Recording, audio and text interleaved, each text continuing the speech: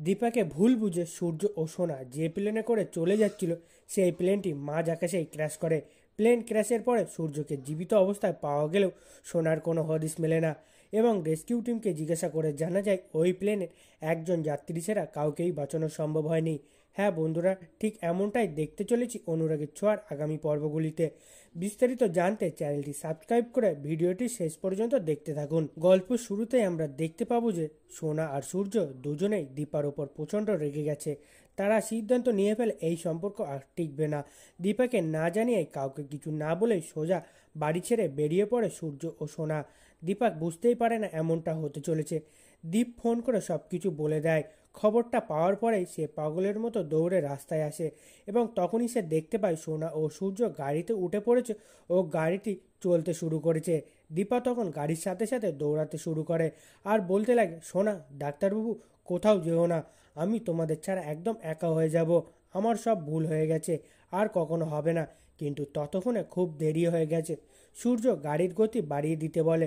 সোনা বলে, বাবা, আমরা চলো এখান থেকে চলেই যাই, আমাদের জীবনে আর কারুর দরকার নেই, আমরা নিজেরা নিজেদের মনে করেই বাঁচব। দীপা অসহায়ভাবে ফিরে আসে, তার চোখে জল। ঠিক তখনই রূপা ছুটে আসে, তার মুখে আতঙ্ক আর কণ্ঠ কাঁপা স্বর। বলে, মা, যে প্লেনে বাবা আর সোনা উঠেছিল সেই প্লেনটি নাকি দুর্ঘটনায় পড়েছে, প্লেনটি মাঝ আকাশেই ক্র্যাশ করেছে। এই কথা শুনেই দীপা ভেঙে পড়ে ও বসে পড়ে। বলে, না, এমনটা হতেই পারে না, আমার কপালেই কি সব হারানোই লেখা আছে।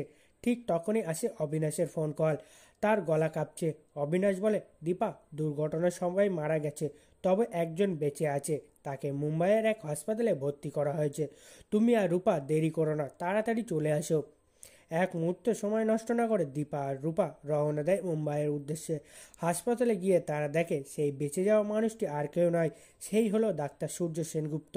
দীপা তাকে দেখে এক মুহূর্তের জন্য হালকা স্বস্তি পায়, কিন্তু অন্যদিকে তার ভেতরটা হু করে কেঁদে ওঠে। সে বলে, তাহলে সোনা কোথায়? অবিনাশ চারিদিকে খোঁজ করতে থাকে।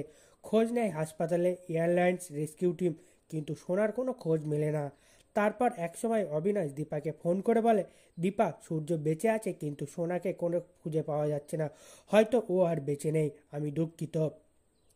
এই কথা শোনার পর দীপা নিঃশব্দে চোখ বন্ধ করে বসে পড়ে। দীপা মনে মনে বলে, যতক্ষণ আমার মন বলছে সোনা বেঁচে আছে ততক্ষণ আমি বিশ্বাস হারাবো না, সোনা ফিরবেই, ফিরতেই হবে তাকে। তাহলে বন্ধুরা, সোনা কি সত্যিই প্লেন দুর্ঘটনায় মারা গেছে, নাকি সে বেঁচে আছে কিন্তু ইচ্ছা করেই লুকিয়ে আছে?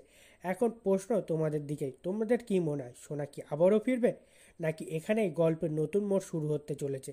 নিচে কমেন্ট করে জানাও তোমাদের মতামত। আর ভিডিওটি ভালো লাগে সাবস্ক্রাইব করতে ভুলো না। আগামী পর্বে দেখা হবে আরেকটি টুইস্ট নিয়ে। ধন্যবাদ।